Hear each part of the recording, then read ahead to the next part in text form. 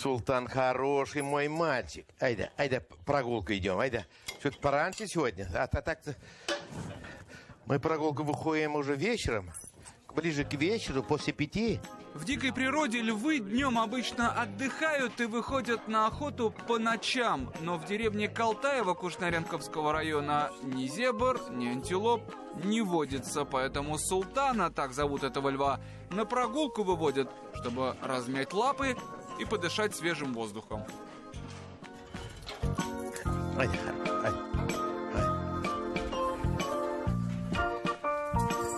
Сразу скажем, что это не зоопарк и не зверинец, а вообще место не общественное. Это самый обычный частный дом, хозяин которого Флюр Мулаянов.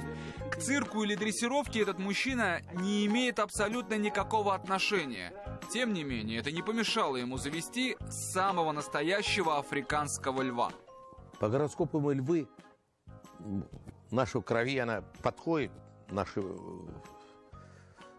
я вообще люблю льва. Действительно, царь зверей.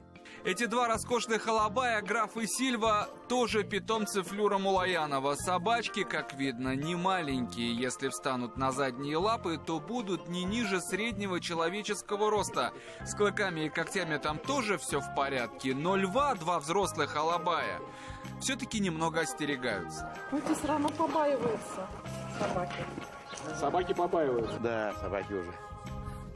Хотя самому Султану нет никакого дела до стариков. Ему, 10-месячному львенку, больше интересен щенок Сильвы и графа Тарзан. Они все-таки сверстники. Возраст. Да, одногодки, он хочет играть. А вот тут Султан обратил внимание на нашего оператора, который то и дело появляется в поле его зрения, и расстояние между ними около 2 метров. Где-нибудь в саванне для дикого льва это расстояние было бы идеальным для удачной охоты, но Султан-львенок практически ручной, поэтому пока что только предупреждает. Оператора я, может быть, и готов терпеть, но вот видеокамера мне нравится намного меньше. Я отношусь как к домашней кошку. Отношусь душой. Я его люблю, он меня любит. Все. Он думает, да я отец, я его кормлю. Султан в прямом смысле родился в семье Мулаяновых. До него здесь жил его биологический отец, если так можно сказать. Лев по кличке Шерхан, который однажды стал подарком на день рождения сына Флюра Мулаянова. С этого все и началось. Алмаз тоже по гороскопу лев. Алмаз сын, младший, 4-й сын. Мы его привезли, как кошка, нашли домой. Да, дома он уже гуляет, все. Диваны царапает, тихонько растет. Вот пришлось вольер делается. Кстати, 5 лет назад Шерхан стал известен чуть ли не на всю страну. Будучи еще львенком, после посещения ветеринара он сбежал от своих хозяев и пошел бродить по Уфе. Маленького хищника быстро поймали и вернули владельцам, а когда Шерхан подрос и попросил себе жену, его пришлось передать в специальный зверинец. Тихо, Крош, это я. Крош, это я.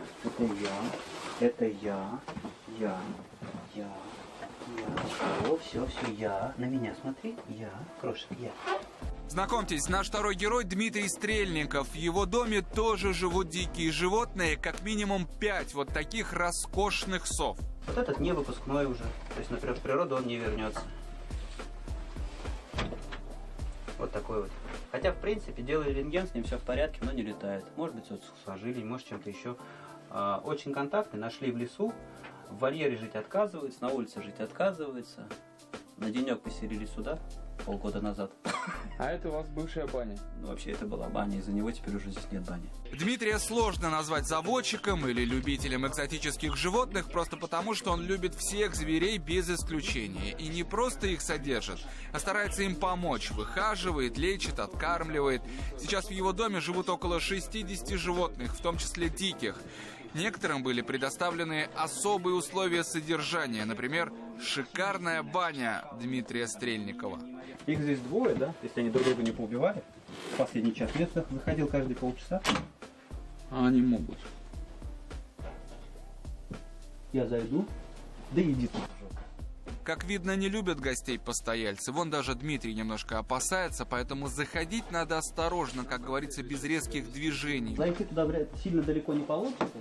Вообще это не их место обитания. Это я вот вынужденно сейчас сюда их пересадил, пока вольеры сейчас переделывают. А вот эти двое вернутся в дикую природу. С ними все хорошо, они летают, сейчас чуть-чуть оперение восстановят и вернутся в дикую природу. Не жалко вам баню? Отдали совам, теперь не попарится никак. И нормально это все вычистится, все, слава богу, все будет хорошо. И им здесь некомфортно, и не самые интересные условия. И поэтому это вот буквально на несколько часов сюда выселил. Сейчас вольеры сделаю и обратно в вольер присажу. Они сидели нормально в вольере, им все нравилось. И самое интересное, они сидели по отдельности, а сейчас сидят вместе. Я хотел посмотреть, будут что-то друг другу. Нет, ничего друг другу не делают. А это мальчик-девочка? А понятия не имею. Никто не может сказать, кто где и кто. Возможность узнать пол, вот конкретно у этой разновидности, только по ДНК. По генной экспертизе, там выдергивается перо отправляется в Москве делают экспертизу, отправляют обратно, ценник там значительный. То есть там никак не перевернешь? Я больше могу сказать, она у нас под наркозом одна такая вот лежала, мы 3 часа 3 ветеринара стояла, смотрела. Не смогли. Небольшая предыстория. Дмитрий Стрельников начал выхаживать животных относительно недавно. До этого у него была совсем другая жизнь. Ел в Портофино, ездил на С-классе, нормально все было хорошо. Солидный и успешный бизнесмен из Уфы мог позволить себе все, что только пожелает. Я жил между Москвой, Уфой и Владивостоком, между 3 городами. Мне принадлежало несколько фирм. Мне принадлежала одна из самых больших фирм по авторазбору в Башкирии. Она моя была в свое время.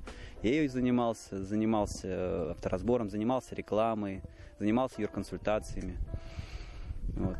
Если любят там говорить про всяких бизнес-тренеров и коучей, и этим всем тоже занимался. Просто в одно время надоело заниматься тем, чтобы обучать кому-то людям что-то доносить. Если могу показать что-то на своем примере, вот и делаю на своем примере. По новому закону об ответственном обращении с животными волков, тигров, львов и крокодилов держать в домах или квартирах запрещено. В том случае, если животное было приобретено до 1 января 2020 года, ему разрешается находиться на домашнем содержании владельца. У Флюра Мулаянова вольер выполнен по всем нормативам и ГОСТам. Содержится он вне дома и не является контактным зоопарком. Ну вот где еще в наших краях встретишь такую красоту? А тут, пожалуйста, Лев Султан идет на прогулку. Султана в деревне знает чуть ли не каждый житель, поэтому соседи даже не удивляются появлению африканского хищника на улице. Нельзя.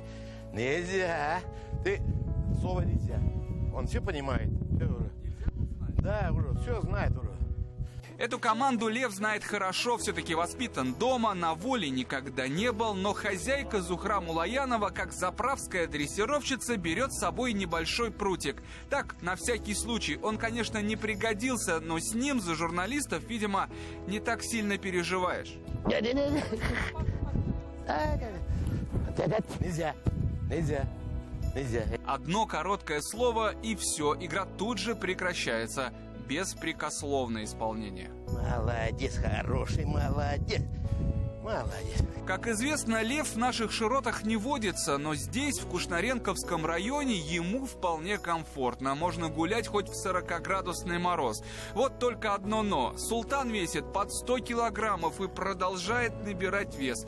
Удержать такого молодого льва – задача, надо сказать, не из легких. А вот обратите внимание, лев прижался к земле и спрятался так, что еле заметно, готовится к прыжку и тут же бежит к нашему оператору. Это, конечно, все игра, и он сразу теряет интерес, но инстинкт хищника все равно чувствуется. А ведь охотиться султана никто не учил, да и зачем ему? У него, как у настоящего султана, есть все, что нужно. Кормим только мясо. Все. Только свежее, такое мясо. Все кушает. Вот. Где-то 5-6 килограмм сейчас даем. Да, в день даем. Вечером обычно даем вечером. Он до 4 спит целый день. Уже когда прогулка знает свое время, 5-6 часов уже просыпается, выходит, меня ждет. Все. Радуется уже, туда-сюда метится. Вот. Ну, характер вообще молодец. Ну, спокойный характер, все. Никакой агрессивной еще нету. Абсолютно это. Я его отнимаю, целую. Больше собак люблю. Вот, видишь, вообще молодец, ничего не могу сказать. Да, кстати, здесь обитает не только лев, но и настоящие павлины. Зухра Мулаянова занимается их разведением. Птица оказалась неприхотливой и живет в самом обыкновенном курятнике. Ну вот обычная жердочка, куриная. Вот они и куры, вот и петухи. А среди них, казалось бы, да, благородный павлин. Да не один, вот их тут целая стая. Гули-гули-гули-гули-гули-гули-гули-гули-гули. А тем временем в деревне Осаргино Уфимского района в прошлом успешный предприниматель Дмитрий Стрельников полностью переосмыслил свою жизнь и решил посвятить ее животным, в том числе и диким. Здесь было все красиво, все было хорошо до того, как это все сюда приехало с животными.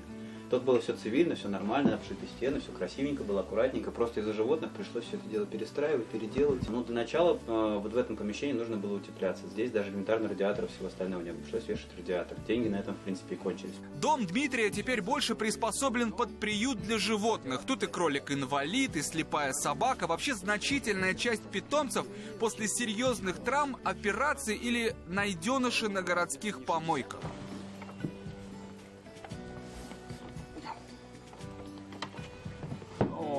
Он тоже живет здесь. Это хорек. Да? Это инвалид со сломанным позвоночником. Позвоночник реабилитировали. Было новообразование на шее.